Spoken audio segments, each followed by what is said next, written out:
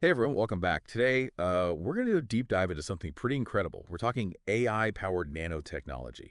It's like science fiction coming to life, building stuff atom by atom. There's this team at TU Graz, and they're really pushing the boundaries in this field, using AI to just totally revolutionize how we build at like the smallest level, the nanoscale. Think of it like imagine building a model of something really complex like the Eiffel Tower, but instead of those big metal beams, you're using, well, individual atoms. It's mind-blowing. So right now, scientists use these things called scanning tunneling microscopes, right? They're super precise instruments, and they let us like manipulate individual molecules on surfaces. It's almost like, I don't know, playing a microscopic game of Tetris or something. You're carefully placing each molecule in just the right spot. But this is really, really time consuming, and it takes like an insane amount of precision. Like imagine trying to build something complex, like a tiny circuit, atom by hand. It would take, I don't know, forever. And that's where the AI comes in, right? This team at TU Graz, they're developing a self-learning AI system that can, get this, control these microscopes and build nanostructures autonomously. Basically, the AI figures out the most efficient way to arrange the molecules, and then it guides the microscope tip, to put each atom exactly where it needs to be. It's like having like a robotic architect that can design and build at the atomic scale. But here's the thing, right? It's not as simple as it sounds. Positioning molecules, it's super delicate, and there's always this element of chance involved.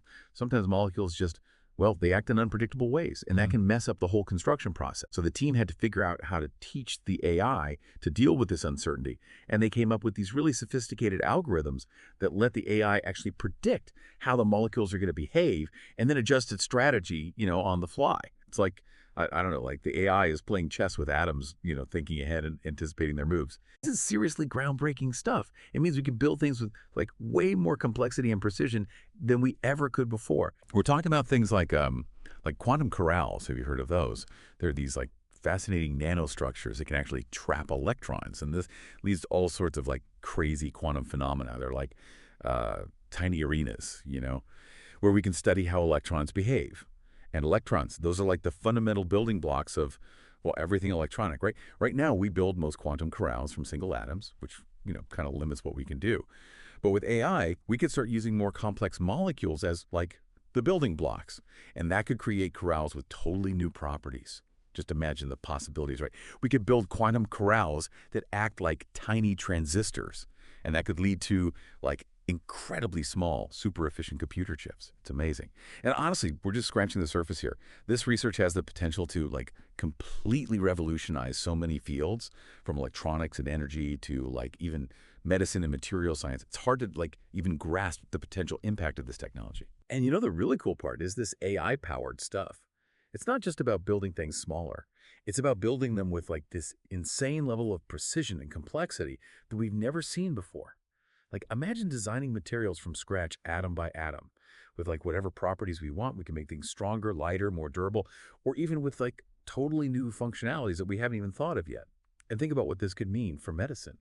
With this kind of precision, we could make drugs that like target specific cells or even individual genes. We could have like nanobots delivering medicine right where it's needed or repairing damaged tissue at like the molecular level. It's pretty mind-boggling, right? But of course, this kind of research also makes you think about some like big questions. What are the ethics of building tech that can manipulate matter at such a fundamental level? I mean, with any powerful technology, there's always the risk of, well, misuse, right? So we have to be really careful and think about the potential consequences of all this and make sure it's used responsibly for the good of everyone. But you can't ignore the potential benefits. They're just too huge. This research could lead to breakthroughs in, well, just about everything. Renewable energy, cleaning up the environment, even space exploration. Imagine solar panels that are like 1,000 times more efficient than what we have now. Or self-replicating nanobots that, I don't know, clean up pollution or fix the ozone layer. We could even use this stuff to build habitats on other planets. Like it's a whole new era of space exploration. It's crazy to think, this isn't like way off in the future. This is happening now. At TU Graz, they're making serious progress. They've got these algorithms, right, that let the AI like predict and deal with all the crazy stuff that happens when you're working at the atomic level. And they're not stopping there. They're pushing it further, figuring out how to build even more complex things like those quantum corrals. Just imagine like a future where we can just create any material we want with the exact properties we need, or electronics so tiny, so efficient, they're practically invisible. It's like the line between physical and digital just disappears, and the building blocks of, well, everything become the building blocks of our imagination. That's the power of this stuff. AI-powered nanotechnology. It's a revolution, and it's going to change everything in ways we can't even imagine yet. And that's it for our deep dive today, folks. Hope you enjoyed it.